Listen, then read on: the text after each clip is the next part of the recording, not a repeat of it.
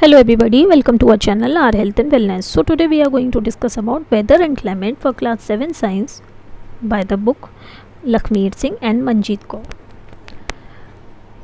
जो बहुत सारे फैक्टर्स होते हैं जो वेदर को एक पर्टिकुलर प्लेस पर डिसाइड करते हैं उनको हम कहते हैं एलिमेंट्स ऑफ वेदर।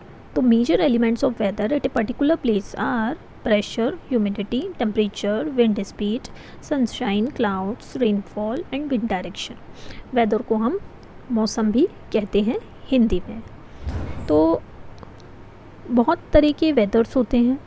कुछ वेदर होते हैं जैसे टाइप्स ऑफ वेदर अगर हम डिस्क्राइब करें तो हो जाता है hot weather, cold weather, cloudy weather और सनी,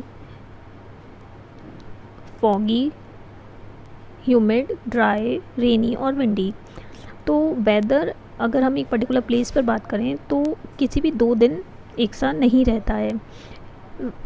वेदर हमारा एक पर्टिकुलर प्लेस पे रोज़ चेंज होता है और हर वीक भी चेंज हो जाता है। तो वेदर को अगर हम देखें तो एक बहुत ही कॉम्प्लेक्स फिनोमेना है जो बहुत ही शॉर्ट पीरियड ऑफ टाइम पर काफ़ी हद तक चेंज हो जाता है। कई बार हम देखते हैं कि सुबह को सनी वेदर है और सडनली क्लाउड्स आ गए और हैवी रेन होने लगी। कई बार हम देखेंगे बारिश हो रही है और अचानक से धूप निकल आती है। तो वेदर कभी भी कांस्टेंट नहीं रहता। तो बहुत आसान नहीं होता है वेदर को प्रेडिक्ट करना, बट हमारी लाइफ में बहुत इंपॉर्टेंट रोल प्ले करता है। वेदर हमारे बहुत सारी चीज़ों को अफेक्ट करता है। हमारे कपड़े पहनने का तरीका अफेक्ट करता है। हम खाना वेदर के अकॉर्डिंग खाते हैं, अपने ट्रैवल प्लान्स अकॉर्डिंगली मैनेज करते हैं। सो वेदर कैसे प्रोड्यूस होता है? वेदर प्रोड्यूस होता है by the heat of the sun, और जो उसका इफ़ेक्ट हमारे एटमॉस्फेयर पे होता है। कैसे? सन एक बहुत ही huge sphere of hot gases है जो कि बहुत ही हाई टेम्परेचर पे है।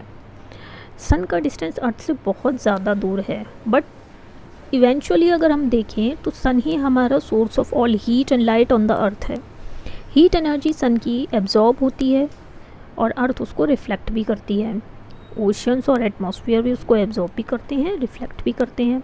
तो यही सब एक इम्पॉर्टेंट रोल प्ले करता है in determining the weather at any particular place. Example के तौर पे अगर हम देखें तो सन की हीट से क्या होता है, ओशंस में, लैंड में जो वाटर होता है वो इवापोरेट हो जाता है।